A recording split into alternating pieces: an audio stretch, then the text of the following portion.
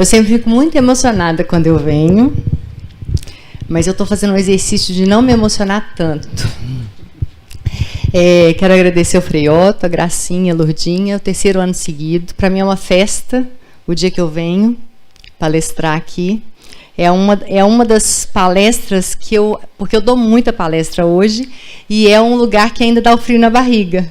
E é um frio na barriga gostoso de sentir, né? Então, eu estou aqui hoje com muito prazer. Boa noite para vocês. Eu tenho uma intenção aqui hoje. A intenção de mudar o olhar para a adolescência. Eu quero conectar a família de vocês. Eu quero mostrar para vocês um outro lado da adolescência. Não o lado dos mitos, o lado da verdade. Então, se eu sair daqui hoje com se eu tiver plantado essa semente de amor na casa de vocês, eu vou sair muito feliz. Minha intenção é essa. E, na verdade, é aquela coisa, ela falou da herança de São Francisco, de Santo Antônio. Eu carrego comigo, eu acho que todo mundo que estudou no Colégio de Santo Antônio, a oração de São Francisco como a oração principal, né? Então, é com muita alegria que eu estou aqui. E eu espero que vocês gostem do que vocês vão ver por aqui. Vou me apresentar rapidinho, vocês já tinham lido. Eu sou pediatra da Sociedade Brasileira de Pediatria, sou membro hoje do Comitê de Primeira Infância, do Crescimento e Desenvolvimento também. Eu sou pós-graduada em Neurociência do Comportamento, sou especialista em Inteligência Emocional e eu tenho uma certificação internacional em Educação Parental. Educação Parental é educação de pais e mães. Tá? Então, é o que ultimamente eu tenho muito estudado isso, e é com muito orgulho. Eu sou sócia também da Clínica Faz Bem. E eu quero contar um pouquinho para vocês do que aconteceu comigo depois da palestra no Colégio de Santo Antônio. Na verdade, foi um divisor de águas, porque antes eu já falava sobre, já dava palestra, mas depois da palestra daqui tudo mudou na minha vida. Mudou muito. Então, de lá para cá, eu criei mentorias, criei encontro de adolescentes, encontro de pais. Eu tenho retornos maravilhosos, mas o melhor de tudo que eu quero hoje mostrar para a Lourdinha, para a Gracinha e para o Frei-Otto é o projeto IESCA em Matheus Leme. Eu fiz um treinamento lá com voluntários que cuidam de menores infratores. A juíza de lá, da Vara da Infância e da Juventude, me chamou. E desde que eu fiz o treinamento lá com os voluntários da Vara da Infância, né, a criminalidade diminuiu. Hoje é a cidade de Minas com menor índice de criminalidade. A recorrência lá no crime dos menores infratores era 100%, hoje é menos de 5%. Então, eu falo desse projeto com muito orgulho e vou continuar com ele esse ano. Então, Matheus Leme e Joatuba são as cidades com menor índice de criminalidade do Estado, depois da gente ter feito o treinamento em parentalidade lá. Os voluntários, eles tratam essas crianças com a disciplina positiva. Bom, na verdade, eu não sei se vocês sabem a definição de adolescência. Vocês são pais de crianças de 10 anos. Então, assim, o que ela está falando de adolescência? Na verdade, antigamente a gente achava, antigamente era definido que a adolescência começava aos 12, 13. Antes era pré-adolescência. Hoje a gente tem uma definição muito clara da Sociedade Brasileira de Pediatria e da Organização Mundial de Saúde, que a adolescência começa aos 10 e termina aos 20 anos. Né? Essa definição de adolescência, começar aos 10, é difícil, né? É difícil para a gente que é pai, imagina para eles que são adolescentes também. Então, a gente vai falar muito sobre isso, né? Como que essa adolescência espichou e o quanto é difícil isso, né? Porque começa aos 10 e termina aos 20, e hoje a neurociência já vem comprovar que o cérebro só é formado, então, teoricamente, a adolescência só termina aos 25. Que é quando o lobo pré-frontal está formado, o córtex pré-frontal está formado, e os adolescentes, né, as pessoas dessa idade, conseguem pensar no que estão fazendo. Ou conseguem, pelo menos, pensar nas consequências do que estão fazendo. E aí eu vou mostrar para vocês por que isso tudo acontece, porque até então a gente achava que era por causa de uma explosão de hormônios, né? Os hormônios em fúria da adolescência. Então, hoje a gente vai falar muito dos mitos, apagar esses mitos. A partir de agora, ninguém vai chamar filho de aborrecente. Vocês vão me prometer isso, porque não é respeitoso chamar os meninos de aborrecentes, e isso desconecta muito a gente deles. Né? Todos nós já fomos adolescentes, a gente sabe que não é uma fase muito fácil, mas ela se torna mais fácil quando a gente tem pais compreensivos em casa. Muito mais. Então, a definição hoje é essa, e aí a gente divide nessas frases: pré-puberal, que é dos 10 aos 12, dos 13 aos 17, puberal, e depois dos 17, o pós-puberal. Isso varia um pouco das meninas, porque as meninas já começam a ter alterações físicas da adolescência, hormonais, a partir de 8 anos e meio, né? Que é quando elas começam a ter alterações. E as mães já me falam, às vezes, assim: ai, doutora Ju, 8 anos e ela já está muito nervosa, muito agitada, às vezes triste, às vezes reflexiva, porque a gente já classifica que está mesmo entrando. E o meu objetivo também é mostrar para vocês tudo isso para que vocês façam a cola com o filho de vocês. A cola é a conexão para que esses filhos continuem do lado de vocês, né? Eles, na adolescência, a tendência natural é sair, mas se a gente passa a cola neles, eu vou ensinar como passar essa cola. Eles é a única coisa que a gente tem hoje de estudo que comprova mesmo que diminui o índice de uso de drogas, de abuso de drogas lícitas e ilícitas. Então, há os mitos, né? O que a gente acha que são os adolescentes. Nós vamos fazer o exercício hoje de lembrar da nossa adolescência também. Que todo mundo faça esse exercício hoje, né? E a gente fala sempre assim para os nossos filhos em casa. E a gente começa já a falar nessa fase dos 10 anos. Que os adolescentes são todos perdidos, todos desinformados, alienados, hormônios em fúria, comportamento incontrolável, abusam de álcool, drogas e cigarro, não estudam, não querem nada com nada e são desinteressados. Esses aí são mitos, tá? E eu queria falar com vocês que a gente tem estudos científicos e estatísticos de que a adolescência, ela não mudou muito. A adolescência do século XX, ela é muito parecida com a adolescência do século XXI. A diferença que a gente tem clássica é o contato com a internet. Então, realmente, contato com tela, com a internet, com o mundo virtual, coisa que no século XX era menos. Então, a nossa adolescência, a gente não tinha tanta exposição virtual. Então, em vez de bullying, hoje tem o cyberbullying e o sexting. Então, a gente tem essas diferenças, mas por causa do mundo virtual. Então, você imagina, para a gente era difícil, imagina para os nossos filhos como é. Qualquer coisa que fazem já está lá, todo mundo está sabendo, está lá na internet. Então, é isso, são mitos.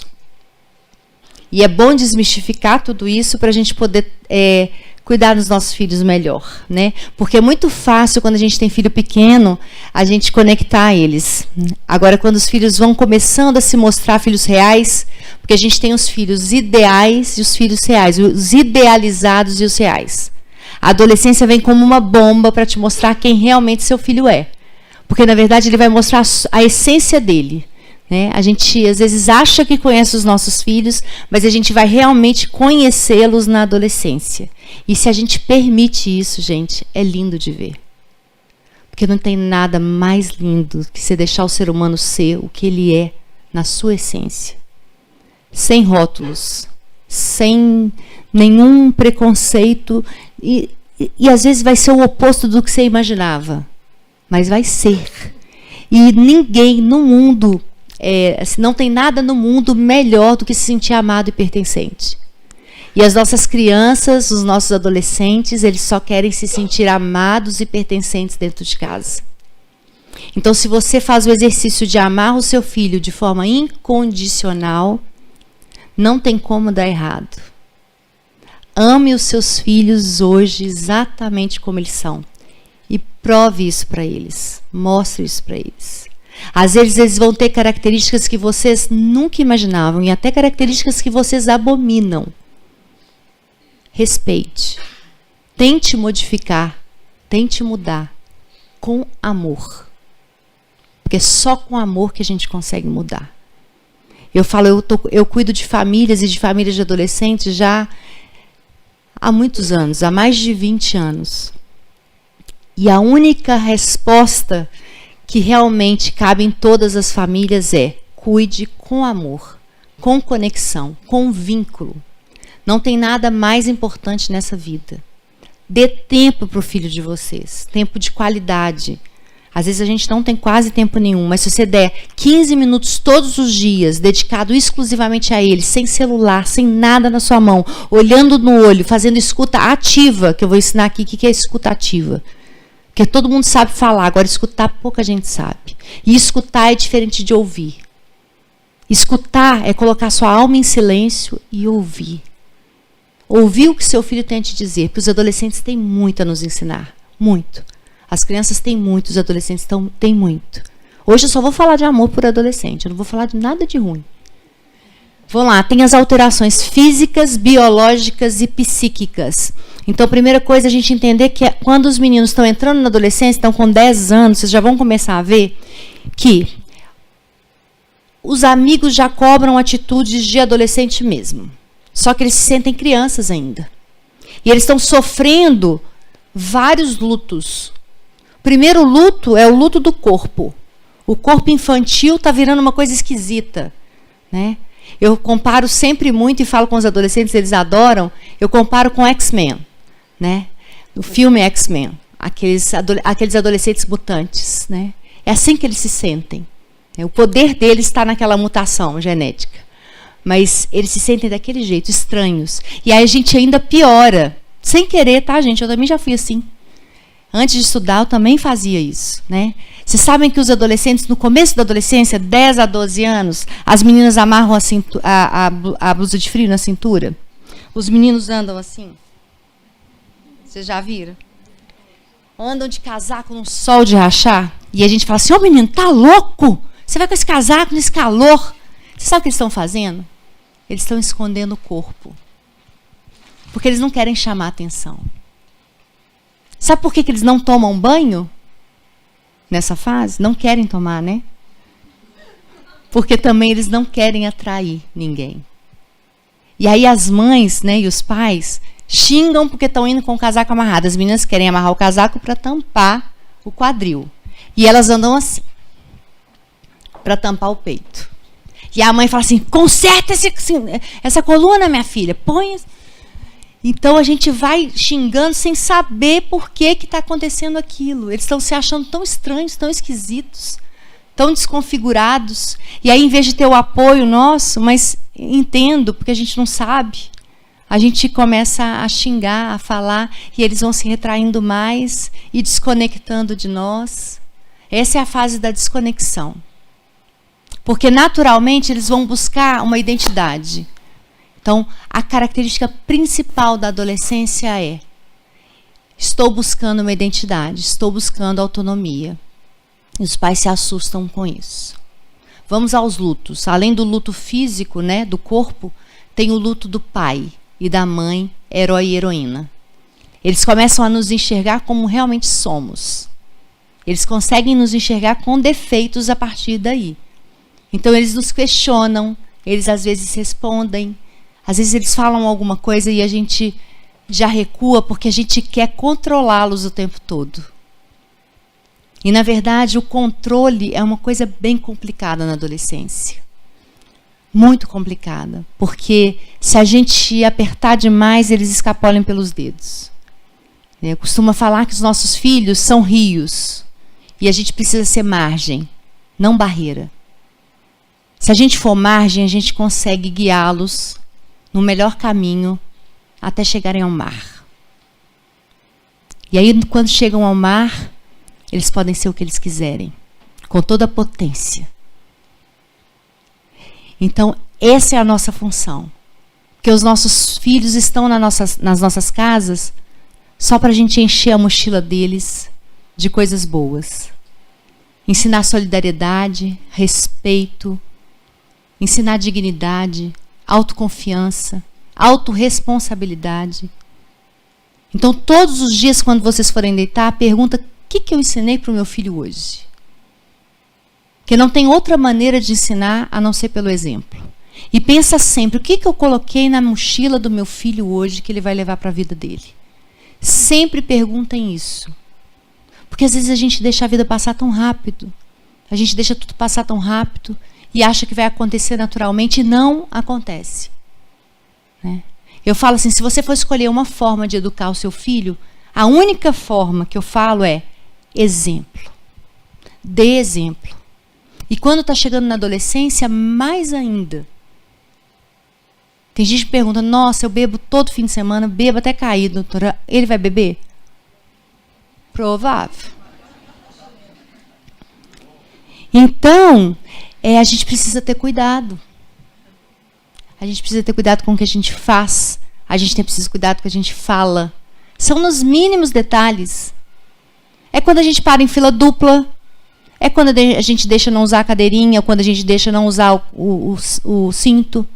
Porque as sociedades que são criadas com castigo, elas não aprendem ética. O que é certo é sempre certo. O que é errado é sempre errado. E quando a gente ensina para os nossos filhos que o certo é sempre certo, independente de se alguém está vendo ou não, eles aprendem ética. Porque a sociedade que é criada do castigo faz a gente querer fazer as coisas escondido. É como as crianças, né? Se você não fizer isso, você vai ficar de castigo. Aí a criança pensa, como que eu vou fazer para da próxima vez ele não me pegar? A gente foca no problema quando a gente coloca de castigo, em vez de focar na resolução do problema. Por que a gente fica tão pensando no problema, em vez de pensar em como resolver o problema? Então, é tão importante que a gente pare para pensar essas coisas. E hoje tem tantos estudos, gente. A gente tem uma coletânea numa revista canadense de medicina maravilhosa, é uma revista super reconhecida, de 20 anos de estudo sobre o castigo. 20 anos para mostrar que o castigo pode funcionar a curto prazo, mas não ensina habilidades socioemocionais. Não ensina habilidades de vida. Porque o castigo, a gente fala que tem 4 resultados para o castigo. O recuo, a rebeldia, a retaliação e a revolta. Então, tem outras formas de educar? Tem, mas vocês precisam saber, porque senão a gente fica sem saber o que fazer. O filho faz a coisa errada, e o que eu faço agora? Então, é muito importante que a gente estude para saber o que fazer, porque, lógico, quando faz coisa errada, o que eu falo? Quais são as outras opções? Consequências naturais, consequências lógicas. Deixar os filhos sofrerem as consequências. Está esquecendo o caderno? Você vai levar todo dia que ele esquecer, você vai levar o caderno na escola? Não. Esqueceu o caderno, ele vai resolver lá. O professor vai perguntar. Ele não vai ter levado para casa, vai sofrer a consequência natural. Só que a gente não quer que os nossos filhos sofram frustração nenhuma. Então a gente encobre, está o tempo inteiro em cima. Então a gente esquece que a gente precisa dar asa. E eles precisam saber resolver as coisas sozinhos. As alterações biológicas, que são as alterações hormonais, as psíquicas. Tem uma coisa que acontece no cérebro do adolescente, do pré-adolescente, do adolescente, que é eles precisam de mais dopamina. Dopamina é um neurotransmissor que causa a sensação de bem-estar. É como se eu estivesse sentindo mais viva quando eu tenho dopamina. E o que faz liberar dopamina? Esporte, tela, joguinho eletrônico, né? Esses jogos, namorar e droga. Aí os pais colocam de castigo, não, vai ficar 1 mês sem jogar futebol. Não façam isso. Não coloca adolescente de castigo, tirando o esporte e nem tirando tela, desde que fique na tela 2 horas por dia, que é o recomendado pela Sociedade de Pediatria, Academia Americana de Pediatria. A gente sabe que mais que isso pode prejudicar o desenvolvimento do cérebro. Às vezes é difícil, eu sei, muito difícil, mas se a gente começa a convencer os nossos filhos, do mesmo jeito que vocês vão sentar com o filho para falar do tempo de tela, vocês vão conversar com o filho sobre droga, sexo, sexualidade, álcool. Tem que conversar. Porque a mãe que não quer conversar com o filho sobre isso, ou não consegue conversar com o filho sobre isso, alguém vai conversar no seu lugar. E normalmente é pelo celular que eles vão aprender tudo. Às vezes das piores maneiras. Eu vejo, como eu mexo com adolescente o tempo inteiro, eu chego para eles e falo assim, com os amigos dos meus filhos e tudo. Assim, onde vocês aprendem sobre maconha? Aqui, ó, tem esse Instagram aqui, ó, que é ótimo. Aí eu olho lá no Instagram, incentivando, é óbvio. Eu falei assim, não, isso aqui não. Vou mostrar para vocês aonde que vocês vão estudar sobre maconha. Vocês vão ver sobre maconha aqui, nesse site confiável. Aí eles, nossa, é mesmo? É. Porque a gente não sabe, mas as drogas, eles acham que a maconha é uma droga bem tranquila. É uma ervinha legal. Né? Ah, que cura Alzheimer. Nossa, cura também os epiléticos. Mas o que pode fazer no cérebro do adolescente? Vocês têm que saber. E não é saber para poder jogar na cara deles, é saber para sentar com eles e falar. E conversar. O que você sabe sobre isso? Sem passar sermão, sem xingar. Não é para ser amigo, não é para ser melhor amigo do filho, nada disso. É para ser pai e mãe, é para ser margem, é para ser guia. É para ser a pessoa que eles mais admiram na vida, porque a gente já é. A gente nós somos as pessoas que os nossos filhos mais admiram. A gente só perde isso se a gente quiser. Eu falo que nós temos que exercitar ser liderança empática e amorosa. O líder empático e amoroso se coloca no lugar do filho e corrige com amor. E a gente precisa pensar, quando os filhos estão virando adolescentes, que a gente precisa sair da postura de controle 24 horas por dia. A gente precisa confiar no que a gente fez até então. E se a gente não confia no que a gente fez até então, ferrou. Porque realmente é muito difícil. A gente precisa confiar neles. E é confiando neles que eles conseguem ser responsáveis. Por incrível que pareça, o que gera responsabilidade no adolescente é a liberdade. Uma liberdade guiada, com responsabilidade. Mãe, posso ir ao churrasco? Pode, filho. Você acha que vai ser bacana? Vai ser legal? Pode. Então, é muito importante isso, que a gente tenha isso na cabeça, confiança. E depende muito do que a gente plantou até então. O remodelamento dos neurônios. Ah, por que eles estão tão nervosos, tão irritados? Por que eles xingam, às vezes batem a porta do quarto? Porque eles estão remodelando as conexões neurais. Então, esse remodelamento faz eles precisarem de dopamina. Se eles não estão com essa elevação de dopamina, eles vão ficar mais irritados, eles vão dar uma resposta, às vezes, rude. E você vai chegar e falar assim, filho, assim não é respeitoso. Aqui em casa, não. Eu entendo que você esteja com raiva, mas comigo você não vai falar assim. E se bateu a porta do quarto e você não aceita que batam a porta do quarto, você vai chegar, filho, eu entendo que você esteja nervoso, com raiva. Eu sei que você está passando por um remodelamento neural. Mas aqui em casa você não vai bater a porta do quarto. A porta é do quarto e é da casa.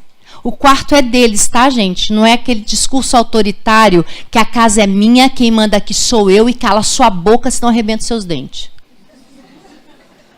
Isso já era. Isso já passou. Qual é o exemplo que os meninos hoje têm de obediência? Qual o exemplo que os nossos filhos hoje têm de obediência? As mulheres obedecem o marido?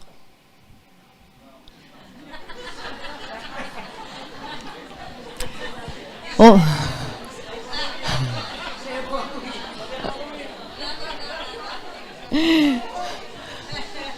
O marido obedece o patrão? Obedece? Obediente, né? Na verdade, nós não temos mais o exemplo de obediência. A gente precisa pensar em ter cooperação. E a gente consegue cooperação dos nossos filhos se a gente está conectado a eles. Porque a melhor sensação do mundo é estar conectado com os nossos pais. E estar conectado com os nossos filhos também. É muito bacana isso. Eu vou ensinar como a gente faz isso, como conectar com os filhos quando eles estão virando adolescentes. E essas coisas aqui, né, que vocês vão ver, a busca por novidade, a experimentação, né, a oscilação emocional e de humor e a intensidade emocional é de todos os adolescentes. Vocês vão dar bom dia, filha, bom dia, mãe. Aí à tarde, oi, filha, tá tudo bem? Não. Vai oscilar mesmo. Tem hora que eles vão estar ótimos, tem hora que eles vão estar péssimos. E a gente precisa só entender que eles estão passando por um remodelamento neural. E realmente não é fácil. E além de tudo, eles estão sofrendo tantas mudanças, tantos lutos, né? Estão perdendo o corpo de criança, tendo que ser adulto antes da hora, às vezes estão cobrando uma postura deles, às vezes eles estão tentando entrar numa turma, aí chegam na turma está todo mundo fumando, não é essa turma para mim. E aí o que acontece? Tá lá, o adolescente, 12 anos, 13 anos, está procurando uma identidade, está procurando uma turma.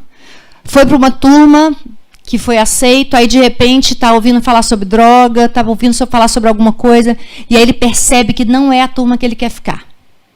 Então ele começa a ficar em casa, não quer sair. E aí a mãe começa a fazer, não vai sair não? Você está com algum problema? Não é possível? A gente faz isso. E a gente precisa ter sensibilidade para quando eles vierem para a gente abraçá-los. Eles vão ficar nervosos, eles vão chorar à toa, eles vão ficar mal. E a gente não vai nem sonhar que é por isso. E às vezes a gente, em vez de acolher, a gente afasta. Tentem olhar para o filho de vocês, hoje com 10 anos, com 11, como vocês olhavam para aquele bebezinho lá, bem pequenininho, de meses. É esse olhar de amor incondicional que o filho de vocês merece. Mesmo quando eles fazem coisas que não são tão legais. Porque a gente não pode amar o filho pelo comportamento, a gente tem que amar o nosso filho por quem ele é. Se a gente começar a tirar o foco do comportamento e passar o foco para quem ele é, ele corrige o comportamento. Não tem outra forma de melhorar o comportamento de criança e adolescente, não existe outra forma, do que mostrar para ele que ele é amado, que ele é importante. Então, a hora que ele descobre o senso de pertencimento, o senso de importância, ele começa a se comportar bem. Todo mundo que se comporta mal, inclusive os adultos, é um pedido de socorro para ser amado e se sentir pertencente. Ah, que bobagem. Não, é verdade. Pega uma criança que está se comportando mal, pode saber. Tem problema ali. Pode perguntar que tem problema ali. A criança que se comporta mal, ela está gritando por ajuda. Ela está pedindo socorro. E o que a gente faz quando a criança comporta mal, quando o adolescente comporta mal? Nossa, insuportável. Nossa, ela chegou. Chegou pior. Nossa, esse coleguinha. Filho, você nem chega perto desse coleguinha. Esse menino é insuportável. Você não chega. É péssima companhia. E aí piora o comportamento. Porque aí ele está se sentindo menos amado ainda. Então vamos mudar os nossos paradigmas, mudar o nosso olhar para as nossas crianças e para os nossos adolescentes. O que eles mais desejam? Identidade, autonomia, aceitação e pertencimento. Eles estão em busca de quem eles são. Porque os nossos filhos são um misto do que a gente é, eles têm um pouquinho de nós e um pouquinho que a gente não sabe de onde vem. Que a gente fala assim, será que é da minha sogra? Será que... Não é? Eles têm uma parte nossa, mas uma parte que é o avesso do que a gente imaginava e que a gente desejava. Mas ele é daquele jeito. E sabe como a gente modela comportamento? Dando exemplo, acolhendo, modificando, encorajando. Né? Eu sei que você consegue fazer melhor. Ah, a nota não foi boa. Filho, como que a gente pode fazer para melhorar essa nota? A nota não foi boa. Nossa, menino, pelo amor de Deus, não estudou direito. Filho, o que a gente pode fazer para essa nota sua melhorar? Você quer que eu passe a matéria com você? Você quer que eu veja alguém para poder te ajudar? Você acha que precisa estudar quantas horas por dia para que isso melhore? Vamos fazer um horário de estudo? Vamos planejar o seu estudo? Olha a diferença. Né? Mas a gente adora falar. E a gente ensina para os nossos filhos, desde pequenininho, a não nos escutar. Porque a gente fala tão alto, a gente grita tanto, que os meninos não escutam a gente. Eles não escutam. E a gente também não escuta eles, né? Então, por isso que eu falo, a gente consegue falar tanto e consegue escutar muito pouco. E é tão importante a escuta, gente, é tão importante. É a principal ferramenta da parentalidade positiva e consciente. A escuta ativa. É o escutar sem julgar, sem passar sermão e sem salvar. Escuta, escuta, escuta. É difícil, mas muito difícil. É um exercício diário, mas vale a pena. Vamos lá, vocês estão preparados para essa fase? Você está, né? Vocês estão preparados para enfrentar essa fase? Né? Esse preparados quer dizer estudando para isso? Eu vou indicar alguns livros para vocês. Eu acho muito importante a gente buscar conhecimento. A gente não pode sair acreditando em tudo que fala ou não, tá? Vocês não acreditam em tudo que eu falo, não. Tem que ter senso crítico. Tem que buscar informação. Tá? Em livro também, você lê o livro, lê o artigo, lê o estudo, senso crítico. Vai estudar mais. Vai procurar mais, porque não tem nada mais importante na vida de vocês do que o filho de vocês. Então não dá para errar, não. Não dá para sair escutando qualquer bobagem e fazendo exatamente o que a pessoa falou. Né? A gente tem muito estudo, mas muito estudo para vocês aprofundarem nisso. Tem um livro que eu adoro, Encurtando a Adolescência, da Tânia Zaguri, que é muito bom. Tem o Cérebro do Adolescente, do Daniel Siegel, que também é muito bom. A gente entende tudo aí que acontece no cérebro deles. Tem um que é o Manual de Sobrevivência da Adolescência, que tem os passos, tem lá tudo direitinho, os 10 passos estudados para evitar o uso de drogas. Né? Então, dá para evitar a experimentação? Muitas vezes não. Eles vão experimentar, ai, pavor. Vão. Muitas vezes vão. Mas sabe o que vai acontecer depois que experimentar? Se estiver conectado a vocês, acabou. Agora, se estiver desconectado, vão experimentar de novo, experimentar de novo, experimentar de novo. As estatísticas mostram que não aumentou o índice de uso de droga na adolescência do século XX para o século XXI. Diminuiu o índice de gravidez na adolescência do século XX para o século XXI. Aumentou o índice de doenças sexualmente transmissíveis do século XX para o século XXI. Então, nossa, aumentou as doenças sexualmente transmissíveis, mas diminuiu a adolescência. As meninas estão tomando mais cuidado que os meninos. As meninas estão tomando pílula e os meninos não estão usando camisinha. Então, a gente tem tudo, tem todos os estudos, tem todas as estatísticas para a gente ver o que é real. Não é sair ouvindo, nossa, todo adolescente transa de qualquer jeito. Todo adolescente usa droga.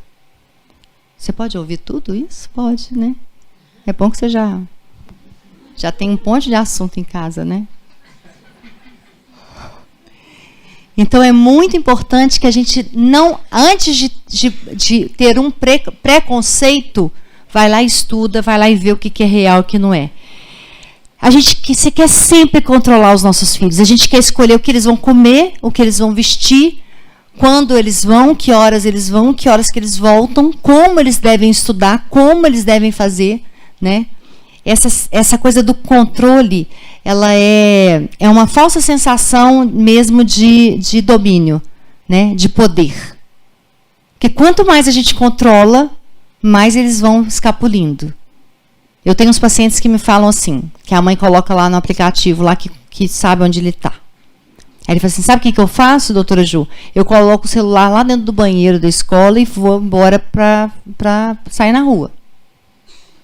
A mamãe fica achando que eu estou lá dentro da escola.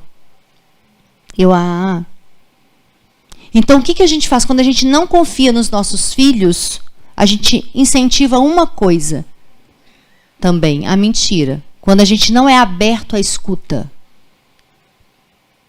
Eles nem sempre vão contar tudo pra gente. Alguém tem segredo da adolescência aqui? Alguém tem algum segredo? Ninguém tem segredo da adolescência? E esse segredo, pensa aí no segredo que você está pensando. Esse segredo que você tem na adolescência define quem você é hoje? Mudou em alguma coisa quem você é hoje, esse segredo da adolescência? Seus filhos também vão ter segredos. Seus filhos também vão viver algumas coisas que você viveu. Outra coisa que eu sinto muito nos pais no consultório é que os pais acham que a criança ou a criança que está virando adolescente ou o adolescente vai ser exatamente como ele na adolescência. Então, se o pai foi terrível, ele entra em pânico de cara. Com 10 anos, eles estão lá, doutor, o que eu posso fazer? Eu vou prender ele em casa. Não. Agora, quando o pai foi super tranquilo na adolescência, ele já fica mais solto, ele já deixa mais, ele já solta um pouquinho mais. E não tem nada a ver, tá? Então, o filho de vocês não vai ser como vocês foram. Ele vai ter a adolescência própria dele. Conseguem se manter conectados aos seus filhos? Vocês estão conectados aos filhos de vocês? Eles contam as coisas para vocês? Contam? Não, né? Normal. Não tem nada de errado. Mas é porque a gente escuta pouco. A gente não sabe escutar. A gente não sabe escutar ninguém. Eu às vezes estou lá, meu marido está falando comigo, está falando. E aí, Ju, o que você acha? Eu acho isso mesmo. Porque a gente desaprendeu a escutar. E relacionamento sem escuta é muito difícil. E os filhos, eles querem, os adolescentes, vocês vão reparar. Às vezes a gente está sentado no sofá, eles assentam do nosso lado. Essa é a hora da escutativa, já vou ensinando. Assentou do seu lado no sofá, aí ele não fala nada, fica mudo. Aí você muda também. Você não fica assim, o que aconteceu na escola hoje? Aconteceu alguma coisa? O que eles fizeram com você? Viu alguma coisa de estranha? Viu alguma coisa diferente? Tem droga lá dentro da sua escola? Não, assenta lá do lado dele e pronto. Encosta sua mão na dele. Aí ele vai falar assim, ai mãe, o que foi? Nada, filho. Tô aqui do seu lado. Aí se ele começar a falar alguma coisa, você fala assim, nossa, Eu lembro que o meu filho, será que eu posso contar? Posso, né? Ele não está aqui para me permitir mais. Meu filho que está no 2º ano, no ano passado ele foi no carnaval de rua. Aí ele bebeu um pouquinho. Não chegou em casa tonto, não. Mas eu percebi que ele tinha bebido. Aí eu não falei nada. Aí, logo depois, ele falou assim, mãe, eu experimentei uma Skol Beats. Ele tem 16, tá, gente? A gente fazia isso antes, né? Na nossa adolescência. Experimentei uma Skol Beats. Aí, na hora, eu já ia subir em cima dele, né? Aí eu respirei fundo. Doutora Ju, cadê você? Aí eu falei, filho, e o que você tem para me dizer sobre isso? Aí ele já falou assim, mãe, não vem dar sermão não, senão nunca mais te conto. Eu falei assim, não, filho, não vou dar sermão, mas eu acho que você está muito novo, você sabe o que eu penso, né? Eu gostaria que você começasse a beber só depois dos 18. Ele disse assim, mãe, isso é irreal, mãe. Eu falei assim, filho, mas eu gostaria, porque é proibido beber antes dos 18, você está entendendo? É proibido. Aí eu contei por quê. Por causa do cérebro do adolescente, é assim, pode acontecer isso e isso. Você não vai saber a hora de parar. Deixa eu contar para vocês do cérebro do adolescente, então. Então, o cérebro do adolescente, a gente tem o nosso tronco cerebral, o nosso hipotálamo, a amígdala. A amígdala guarda as nossas memórias de infância. Então, sabe como a gente reage com a raiva, o medo, a tristeza e a alegria? Cada um aqui reage diferente, tá? Isso é inteligência emocional. Então, eu reajo quando eu sinto raiva, eu reajo de um jeito. O Frei Otto, quando não sente raiva, né, Frei?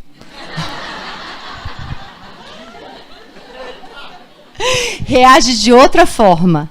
Porque, não sei se você sabia, Frei Otto, isso foi gravado lá na sua primeira infância. Então, o jeito que a gente reage à raiva, ao medo, à tristeza e à alegria foi gravado lá no nosso cérebro, na amígdala, na memória.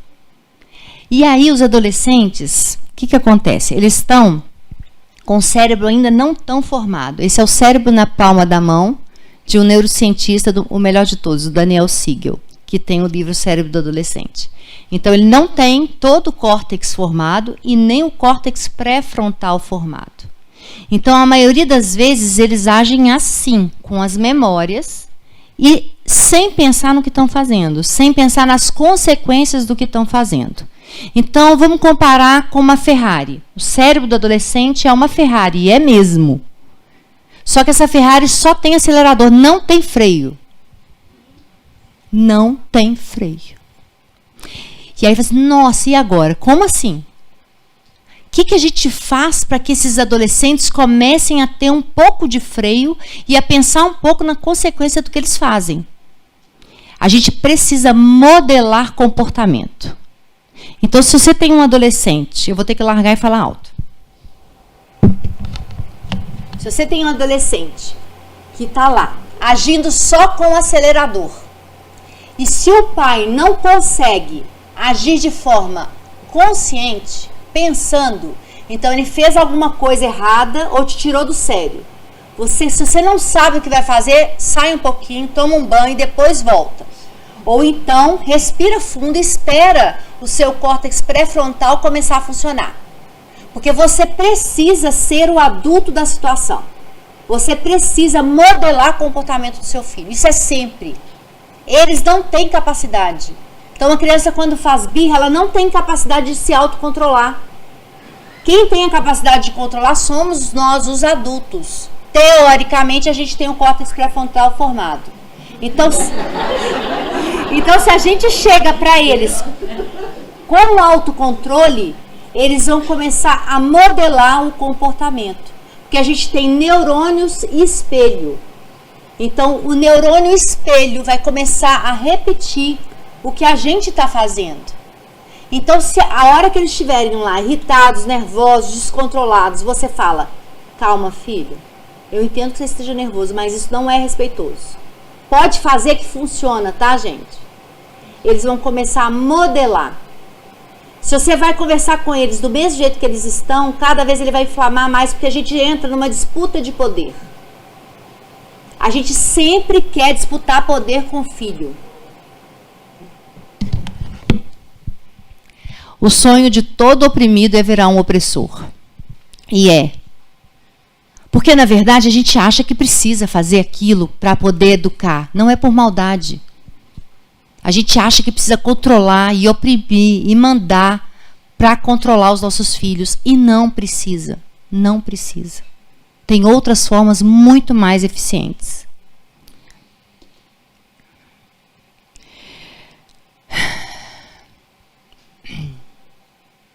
Vamos lá. Então, a adolescência do século XX é diferente da adolescência do século XXI, muito pouco. O que tem de diferença é o mundo virtual, né? Esse desejo de comportamento, muito porque embasado ali no mundo virtual, eles têm acesso a coisas que a gente não tinha, né? Uma menina dá um beijo no menino aqui, daqui a pouco está a escola inteira sabendo, porque eles mandam, né? Eu convivo muito com adolescente, muito, então eles falam que, por exemplo, está namorando, sério, o namorado pede um nudes para a menina. E aí, quando termina o namoro, esse menino espalha o nudes da menina.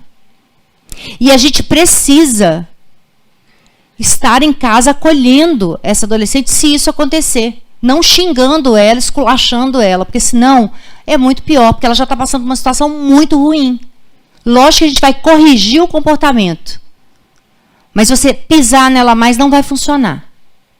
Porque ela está precisando de alguém que a apoie, porque ela já está desesperada ali naquele momento. E isso pode acontecer. Tá? Oi? Claro, e é por isso que eu falo que precisa estar conectado com os filhos. O problema é que os pais não assentam para conversar com os filhos sobre sexo e sexualidade.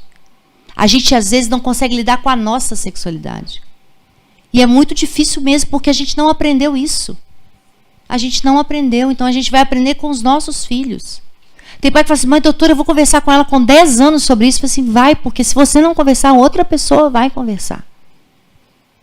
Né? Então é claro que a gente precisa orientar os nossos filhos do que deve e que não deve fazer. Mas só que acontece, gente, que tem coisas que fogem da gente. Então uma menina apaixonada faz isso. Eu já tive paciente que teve que mudar de cidade por causa disso. Então, a gente precisa abrir os olhos e ser também segurança para essas crianças em casa. Né? Porque não adianta pisar ainda mais. A gente precisa orientar antes, depois que aconteceu. Então é isso, a gente precisa tomar cuidado com a tecnologia, a gente chama isso de sexting, que é como se fosse um cyberbullying relacionado a nudes e sexo.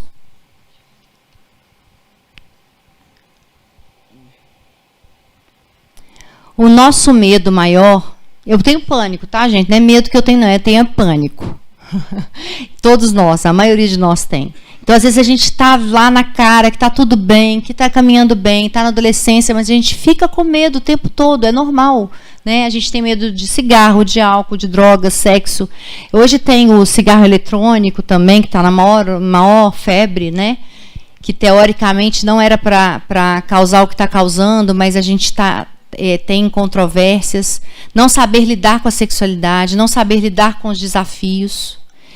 E a gente quer manter o controle, que a gente acha que mantendo o controle a gente vai manter eles longe disso, e não vai. E a gente age de forma autoritária e a gente utiliza sermão, críticas e humilhações. E isso afasta os nossos filhos de nós.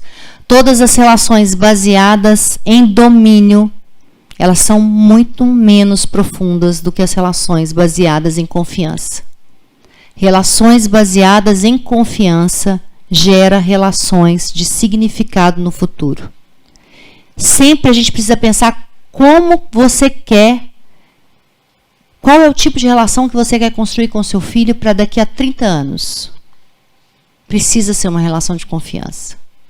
Se for uma relação de domínio o tempo todo, vai haver um vácuo, vai haver um buraco entre vocês. Você vai na casa, eles vão à nossa casa sim, com 40 anos, mas vão rapidinho e ir embora logo, porque não aguentam ficar com a gente muito tempo. Né? Porque a criação autoritária, ela deixa feridas. Feridas para sempre. E tem gente que fala assim, mas doutora, sempre funcionou? Por que agora você está com essa mania de falar que isso não funciona? Funcionou? Será que funcionou? Tem certeza que funcionou? Então, essas são perguntas que a gente precisa fazer. Para alguns, às vezes, funcionou, sim. Mas deixa marcas, não tem jeito. E a gente tem outras formas de educar hoje. O que você faz, isso é o mais importante, gente. O que você faz fala tão alto que seu filho não consegue escutar o som da sua voz. Eles vão copiar comportamento. Tá? E às vezes eles entram na fase, quando entram na pré-adolescência, na adolescência, eles começam a fazer algumas coisas opostas ao que a gente faz, justamente para buscar uma identidade. Eles não estão fazendo aquilo porque são daquele jeito, eles estão fazendo para testar um pouquinho ali. Será que isso eu posso fazer? Será que até ali eu posso? Né? E essa é a hora da gente mostrar para eles o que é certo, o que é errado, o que é adequado, o que não é. Mas os nossos filhos aprendem empatia lá novinhos, bem novinhos. Né? Eles aprendem solidariedade bem novinhos.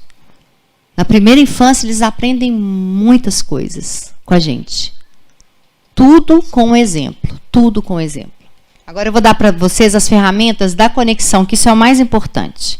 Então, eu vou falar para vocês agora da cola, que a gente chama na parentalidade. A cola é o que a gente precisa passar nos nossos filhos para prevenir todos os comportamentos desafiadores. E sabe como que a gente passa a cola? Alguém aqui sabe a música que o filho mais gosta? Alguém sabe? A cor que o filho mais gosta? O esporte que ele mais gosta? Não é todo mundo que sabe, tá, gente? Não vem falar não que assim, quando eles são pequenininhos, a gente sabe o conjunto, a música, o jeito que é para dançar e tudo. Quando eles crescem, a gente deixa de saber um monte de coisa. E a cola é saber o que o filho mais gosta e fazer com ele. Seu filho gosta de skate. Vai estudar sobre skate. E vai estudar tudo sobre skate. É um esforço para você? É um esforço que vale a pena demais. Seu filho ama futebol, vai saber tudo. Eu falo com as mães, não, doutora, futebol, vai saber tudo. Campeonato europeu, terceira divisão, segunda divisão, tudo. Nome dos jogadores todos. Posição, vai saber tudo, porque é isso que vai te manter colada a ele. Sua filha só gosta de balé? Vai estudar tudo sobre balé. Tá? Então isso é muito importante. A gente faz isso, não faz na nossa empresa, no lugar que a gente trabalha. A gente não quer ser sempre o atualizado, o que sabe tudo, o que está sempre por dentro das novidades, né? A gente não estuda para exercer a nossa função da melhor forma possível. Só que a nossa principal missão são os nossos filhos. O nosso principal propósito é criar os nossos filhos bem. É dar raízes para eles, raízes profundas, para que eles possam voltar sempre que quiserem. Tá? Mas muito importante a gente cuidar dessa árvore que vai vir e dos frutos também. Às vezes, gente, acontece alguma coisa no caminho que alguma coisa não dá certo. Só que aí a raiz está tão forte que você consegue ele de volta, consegue cuidar de novo. Pense que a função de pai é como se fosse ser um jardineiro, não um carpinteiro, porque o carpinteiro ele planeja o que ele vai fazer e faz exatamente. Faz no molde, certinho. O jardineiro, que é o pai, não. Ele vai com amor, planta semente, rega todo dia, cuida. A gente precisa fazer isso todo dia, porque senão a planta morre. Cuida lá todo dia, poda, espera dar flor, espera dar o fruto. E mesmo assim, ainda às vezes dá uma desviadinha, aí você vai e poda de novo. Pensem sempre nisso. Tem um livro lindo de parentalidade que chama O Jardineiro e o Carpinteiro. É uma história linda, mostrando da idealização e do real, do filho idealizado e o filho real. Tá? Vamos lá. Então, essas aqui são as chaves para a cola, além de saber o que eles gostam de fazer e fazer com eles, tá?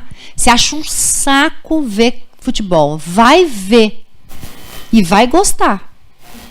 E vai vibrar, e vai torcer, e vai lá no Mineirão, no Independência, onde for. Vai. Fica perto dele. São oportunidades. Né? Porque, olha para você ver, o meu filho de 19, vai fazer 19, né? Está com 18, vai fazer 19 agora em maio. Meu filho de 19, ele chega em casa e eu falo com ele, Rafael, não tem, agora ele descobriu a vida, né? Aí depois passou na faculdade, então, aí descobriu o mundo. Ele nem saía muito, agora está saindo quase todo dia. Cada dia eles raspam a cabeça de um colega. Aí eles vão lá para casa, pintam o cabelo primeiro, ficam uns 2 dias de cabelo descolorido e depois raspam. E aí eu falo, Rafael, você pode sair, e a hora que você voltar... Aí você fala assim, eu falo assim com ele, você vai demorar muito, vai mandando mensagem. Mãe do céu, pelo amor de Deus. Ah, minha filha pequena fala assim, mãe, o Rafael já é quase um adulto. Eu preciso ficar te mandando mensagem? Você precisa saber onde ele está. Aí ele manda mensagem onde ele está, quando ele, todos os dias, ele pode chegar 3 horas da manhã em casa. Ele vai lá, me dá um beijo. Todos os dias. 18 anos. Então, é muito importante isso, gente, é muito importante. Que ele sabe que às vezes eu sou chata com ele, porque eu fico pedindo para ligar, falar onde está, mas eu sou muito amorosa. E eu confio nele. Eu tenho medo de algumas coisas? Eu tenho, mas eu confio. Então, todos os dias, independente do horário que ele chega, ele vai lá me dar um beijo. É lógico que quando ele vai me dar um beijo, eu vejo se tá... Aí ele vai me dar um beijo, eu fico... Mas normal, é isso. Não tem jeito.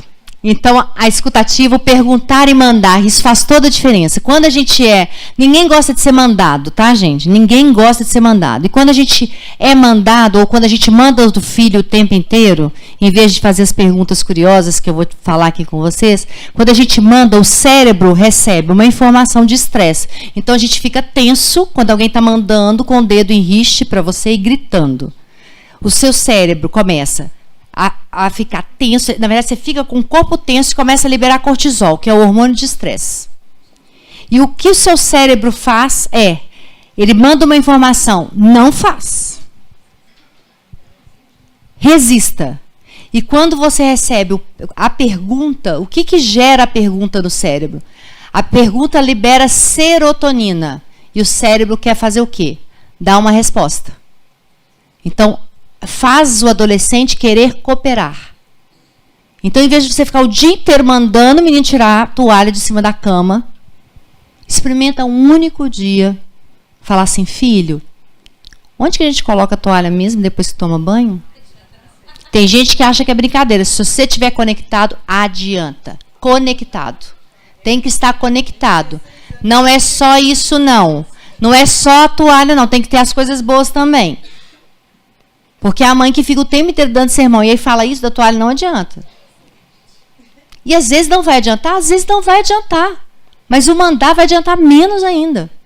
Né? Eu tenho um paciente que a mãe falou, a mãe fez um curso comigo, ela falou assim, Ju, não tem jeito, ele tira a roupa e joga no canto do quarto, tira a roupa e joga no canto do quarto. E eu estou fazendo perguntas curiosas, né?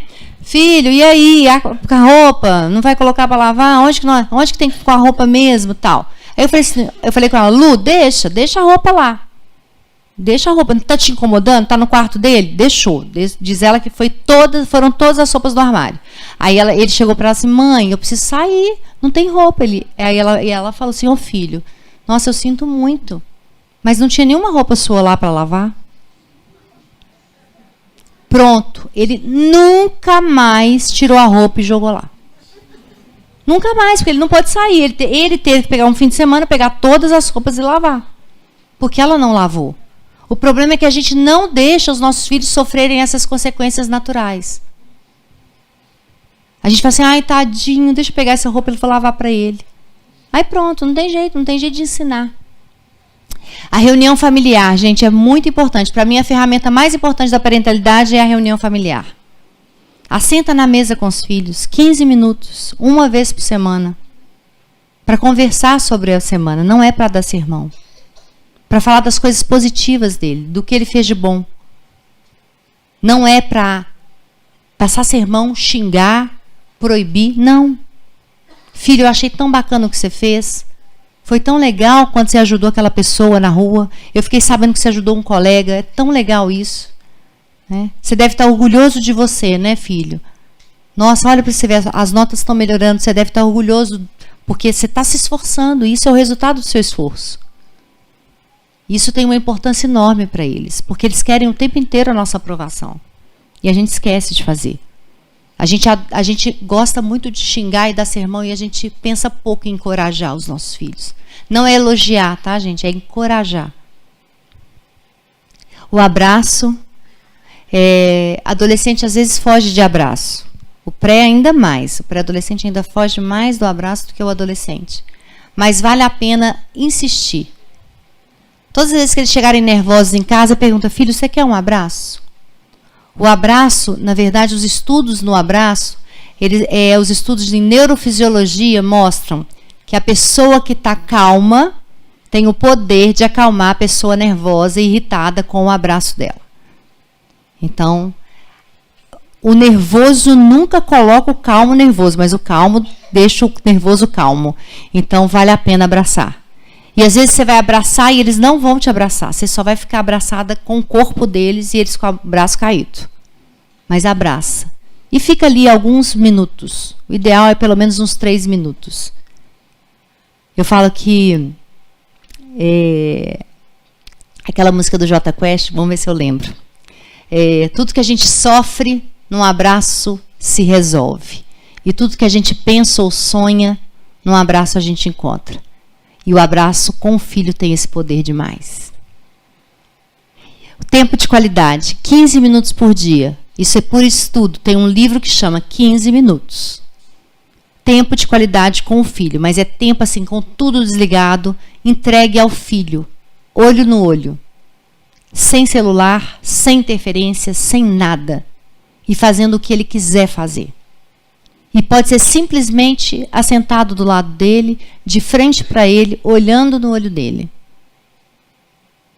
Façam isso, vale a pena 15 minutos por dia. Tá? E escutando o que eles têm a dizer. Não é só balançando a cabeça. Aham, aham. Antes eu era assim, meu filho falava assim, mãe, você ouviu o que eu falei? Aham, mentira, eu não tinha escutado. Eu estava respondendo o paciente no telefone, fazendo outras coisas. E é tão importante, a gente trabalha tanto, a gente faz tanto, e por que para os nossos filhos a gente não dedica esse tempo? Validar sentimentos, entender a raiva, entender a tristeza, que é muito comum na adolescência. É um momento de reflexão. É um momento de quem eu sou, o que eu quero fazer. E olha, gente, a adolescência é uma fase linda. É a fase do primeiro amor. É a fase da gente descobrir a nossa missão. É a fase que a gente quer justiça no mundo. Os adolescentes buscam por justiça social. Os adolescentes têm sonhos de mudar o mundo. E se a gente fosse sempre obediente, se a gente tivesse sempre obedecido os nossos pais, o mundo não seria o que é hoje. O mundo seria o que era em 1800. Então é muito importante, na verdade, a gente sabe que antes nem existia adolescência no século XIX, principalmente no início do século XIX. Era criança que virava adulto. Agora a gente tem uma adolescência que dura 10, 15 anos. Imagina o quanto é difícil para esses meninos. 10, 15 anos na adolescência. Os pais pensam assim, nossa, tá com a vida ganha. Não tá, não. Eles querem ganhar o próprio dinheiro, eles querem ter independência. Quem acha que adolescente não tem nada na cabeça, não está convivendo com adolescente. Tá? É a minoria que usa droga, é a minoria, a gente pode acreditar no que eu estou falando. Eu tenho os estudos estatísticos. Tá? Então eu tenho como comprovar isso aqui. Os adolescentes de hoje não são piores do que os de ontem. Não são piores. Os adolescentes, eles têm sonhos. Muitos sonhos. E eles querem transformar o mundo, eu tenho certeza disso. Então acreditem nos filhos de vocês. Né?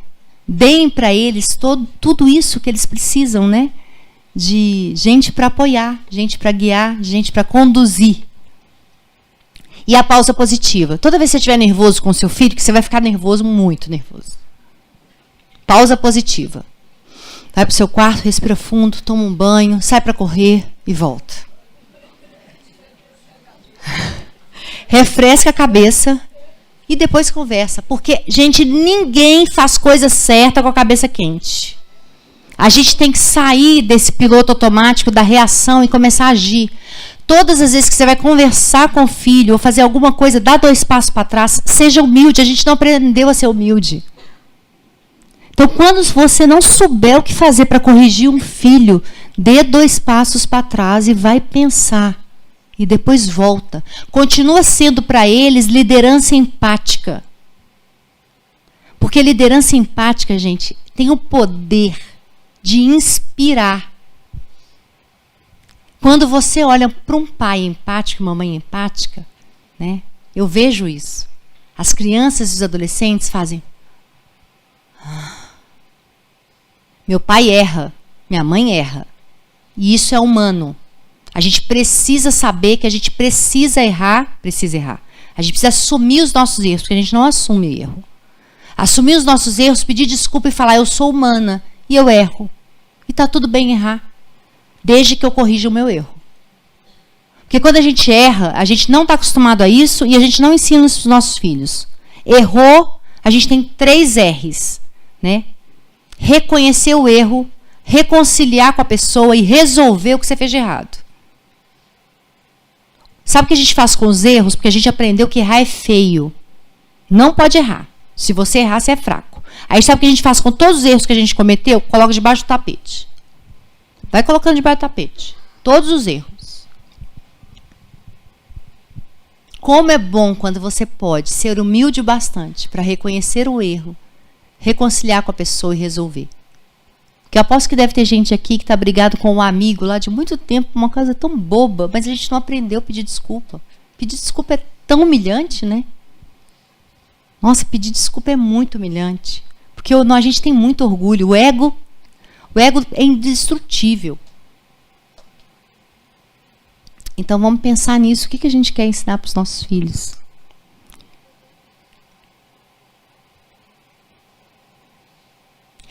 é isso, gente. Na verdade, e tenho essa mentoria para pais de adolescentes, tá? Eu falo dessa mentoria sobre sexo, drogas, sobre sexualidade, mas o que eu quero deixar de mensagem para vocês hoje é que eu passei por muitas coisas na maternidade. Estou aí cuidando de famílias há 22 anos, praticamente, e descobri na parentalidade, na educação parental, na inteligência emocional, no meu dia a dia na pediatria, porque o meu problema no consultório era há muitos anos atrás, doenças físicas. E depois de um tempo, então tem mais ou menos uns 10 anos, que só doença psíquica, mental e emocional.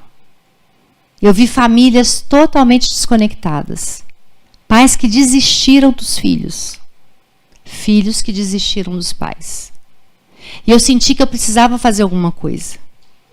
Eu precisava porque eu sabia o tanto que aquelas pessoas que estavam no meu consultório confiavam em mim.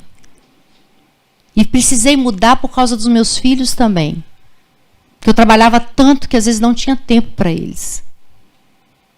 E quando isso acontece, a gente perde a chance de ser o melhor que a gente pode ser. A minha melhor versão hoje é a Juliana mãe. E eu tenho o maior orgulho disso. É a minha melhor versão hoje, porque eu resolvi parar e estudar para ser mãe. Eu estudava tudo de pediatria, sabia tudo de pediatria, mas dos meus filhos eu não sabia. Eu não sabia. Então, para tudo. E tentem enxergar o que realmente é importante nessa vida. E vocês estão com tudo nas mãos, vocês estão com os filhos de 10 anos. Cola neles. Confie neles. Acredite neles.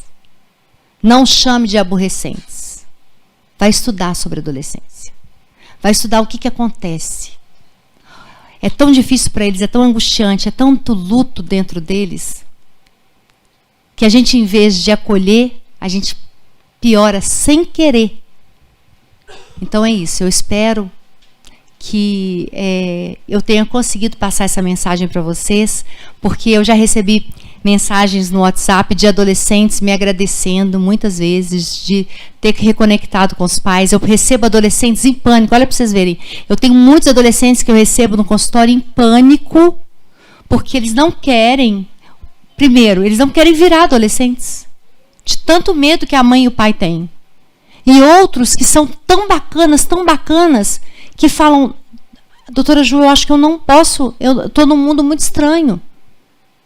Porque eu estava saindo com uma turma que quer usar droga, outra turma que só fala em sexo, mas eu não quero isso.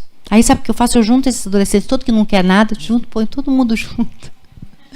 Porque, gente, eles têm... É muita gente bacana, é muito adolescente bacana, é muito adolescente fofo, e eu tenho certeza que de vocês também é. E tragam eles para perto de vocês, colocam eles... E aceitem também que eles saiam um pouco e voltem, saiam um pouco e voltem. Seja muito mais bacana... Eu vou falar uma coisa agora porque é importante falar. Sejam muito mais bacana do que o traficante. Tá? Sejam muito mais bacana. Porque, olha, o traficante está só esperando uma brechinha. Tá? Então, tratem o filho de vocês com amor, com carinho. E coloquem ele do lado de vocês com muita conexão, com muita escuta. Com muita escuta. Tá? De vez em quando pode te dar um sermãozinho, mas é de vez em quando. Tá? Obrigada, gente. Boa noite. Ô, Juliana, mais do que agradecer, a gente precisa de ter esses momentos aqui na escola, porque é o momento em que a gente faz uma reflexão e, pelo que você falou, sabe o que acontece? Você acredita. Concorda? A gente tem que acreditar. Cada vez que a gente chama uma pessoa, a Juliana... ela tem essa disponibilidade como médica, como mãe. Médica para nós, porque a gente precisava de ter esse estudo que você fez. E mãe, pelos exemplos que você nos dá acompanhando os seus filhos. Aqui na escola, os seus filhos com 10 anos, uma coisa que você falou aí, que a adolescência às vezes está maior, de 10 a 20 anos, mas uma coisa que a gente sabe é que essa adolescência depois passa depressa demais. No dia a dia, A coisa começa o ano, já passa, aquilo ali vai chegando, quando a gente descobre que nossos filhos ficaram adultos. Isso que a Juliana falou, da gente ter a conexão, porque a gente quer depois que nós possamos ter essa conexão também com o adulto, com os nossos filhos. Você falou uma coisa importante aí. Às vezes a gente encontra com os nossos pais, ou alguns parentes, você vê isso de amigos, eles vão lá, rapidamente encontram com os pais e querem ir embora, porque alguma coisa ficou para trás. Não, a gente quer que os nossos filhos, e muitos de nós fazemos isso com os nossos pais, nós temos não só amizade, mas eles cuidam da gente e a gente cuida deles. Mas não é cuidar porque é uma obrigação, não é cuidar porque dá prazer de estar junto com os nossos pais. Nessa semana, a gente tem tido palestras aqui na escola, eu imagino que alguns de vocês assistiram.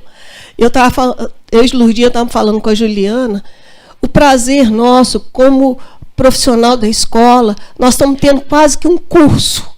Cada dia que a gente escuta esses profissionais que estudam, que querem o melhor, né? Ela falando uma coisa de encorajar o filho, a gente está falando muito de estudar, ela usa isso porque isso aqui é importante.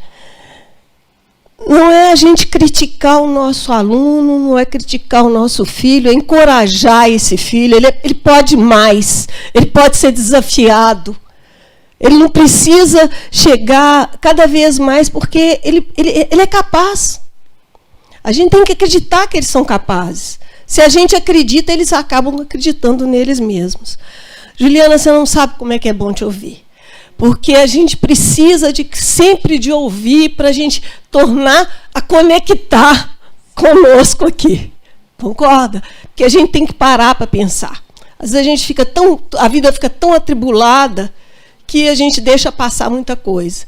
Com tantos afazeres, você falou uma outra coisa importante, a gente estuda tanto, que está tão assim, sabendo de tudo que acontece no nosso trabalho, e muitas vezes a gente não estuda para poder ser mãe, ser pai, né? Porque é tão importante quanto mãe, ser pai. E ter esses momentos, né, da adolescência e depois como adulto. Porque eu acho que vocês sentem isso. A gente dá valor aos nossos pais na hora que a gente é pai e mãe. A gente percebe o que eles fizeram e quantas coisas eles fizeram para a gente estar aqui. Então, quem sabe que a gente possa chegar num ponto que não precisa a gente ser só pai e mãe para poder dar valor. Que os nossos filhos, na idade dos filhos de vocês, ou um pouquinho mais, já saibam da importância que vocês têm na vida deles. Obrigado. Os freis aqui, nós vamos... a Juliana, ela vem com muito carinho na escola e a gente queria retribuir o muito que você faz aqui para a gente, viu? Tudo de bom para você.